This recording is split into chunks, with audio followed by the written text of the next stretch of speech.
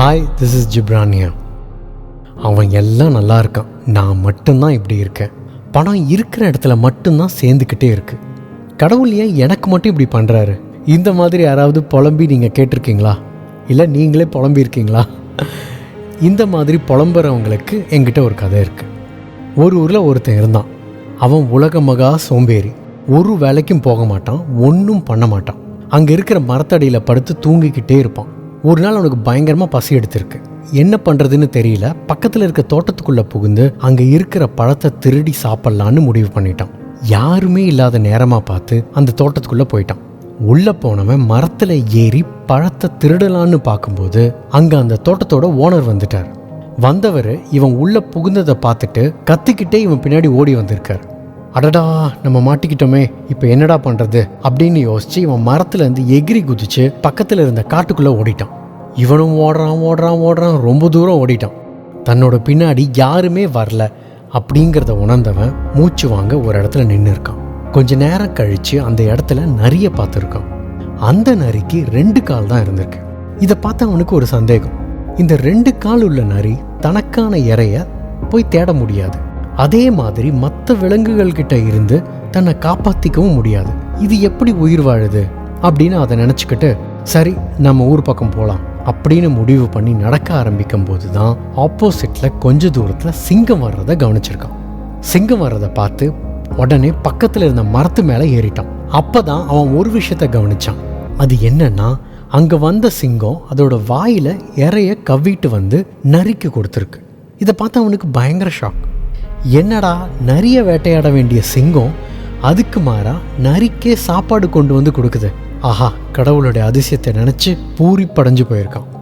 2 கால் இல்லாத நரிக்கு கடவுள் யார் மூலமாவது சாப்பாடு கொடுக்கும்போது எனக்கும் கடவுள் யார் மூலமாவது சாப்பாடு கொடுப்பாரு அப்படின்னு முடிவே பண்ணிட்டான். நேராக ஊருக்கு வந்தான். வந்தவன் நேராக பஸ் ஸ்டாண்ட் பக்கத்தில் இருக்கிற மரத்தடியில் போய் உட்காந்துட்டான். எப்படி உழைக்காத நரிக்கு சாப்பாடு கிடைச்சதோ அதே மாதிரி தனக்கும் உழைக்காம கடவுள் யார் மூலமாவது நமக்கு சாப்பாடு கொடுப்பாரு அப்படின்னு நம்பினான். வெயிட் பண்ணிக்கிட்டே இருந்தான். 2 நாளாச்சு. அவனுக்கு பசி தாங்க முடியல. இதுக்கு மேலே இங்கே உட்கார்ந்து இருக்க முடியாது அப்படின்னு முடிவு பண்ணி நேராக ஊரை பார்த்து நடக்க ஆரம்பிச்சிட்டான்.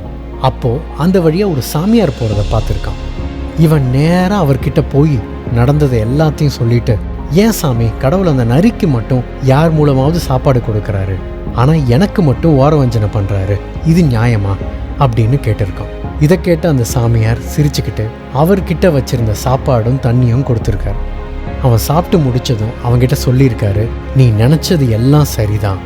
கடவுள் எல்லாத்துக்குமான சாப்பாடை யார் மூலமாவது எழுதி வச்சிருப்பாரு. அது அவங்களுக்கு கிடைக்க வேண்டிய நேரத்தில் கிடைச்சே தீரும். ஆனால் அதை நீ தப்பான பார்வையில் பார்த்துட்ட. நீ உன்னை நரியா நினச்சி யாராவது உனக்கு சாப்பாடு கொடுப்பாங்களா அப்படின்னு காத்துக்கிட்டு இருந்திருக்க. ஆனால் கடவுள் உன்னை அந்த சிங்கமாக படைச்சிருக்காரு. அந்த சிங்கம் எப்படி கஷ்டப்படுற அந்த நரிக்கு உதவுச்சோ நீயும் அதே மாதிரி மற்றவங்களுக்கு உதவணும். ஆனால் நீ அது தெரியாமல் இருந்திருக்க அப்படின்னு சொல்லியிருக்காரு. இந்த கதை கேட்கும்போது எனக்கு ஒரு உண்மை புரிஞ்சுது. கடவுளோட படைப்பில் அதற்கான காரண காரியம் கண்டிப்பாக இருக்கும். ஆனால் நாம் புரிஞ்சுக்கிறத வச்சு தான் நாம் யாராக இருக்கிறோம் அப்படிங்கிறது இருக்குது. கையேந்தி நிற்கிறோமா இல்லை கை நீட்டி கொடுக்குறோமான்னு.